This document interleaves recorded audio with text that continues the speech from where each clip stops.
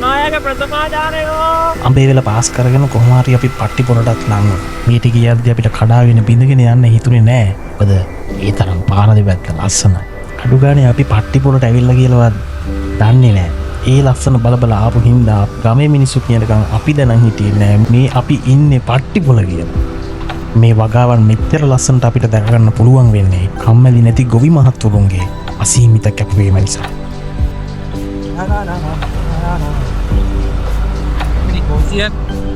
අපිට railway crossing එකක් හම්බ වෙනවා.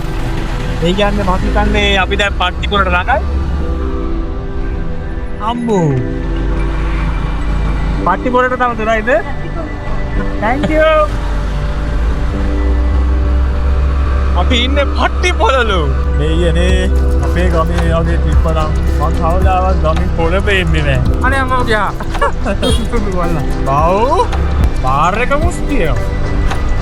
ඊකල පැත්තක් නෑ ප්ලස් පොයින්ට් එකක්. නෑ අරක්කු වෝනේ නරකලා. පට්ටි පොළ police station.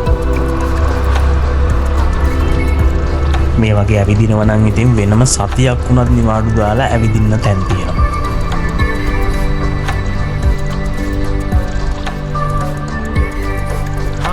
We are very close to the highest railway station in Sri Lanka, Pattipola.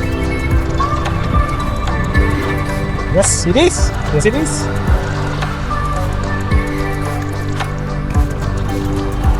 Happy anthem Pattipola na. ඉතරලා ගියේ හිටිය අපි දැන් පට්ටිපොලට යනවා පට්ටිපොලට යනවා පට්ටිපොලට යනවා පට්ටිපොලට යනවා. පාරත් අරද්දගෙන කොහොම හරි අන්තිමේදී පට්ටිපොලත් පාස් වුණා. Ladies and gentlemen, do you love Sri Lanka? Do you love Sri Lanka?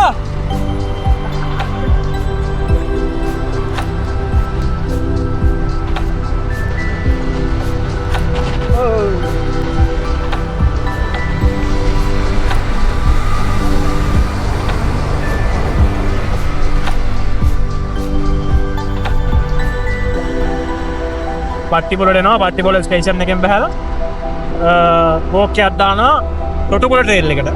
මං දන්නේ පැයකමාරක වගේ වෝක් එකක් තියෙන්නේ.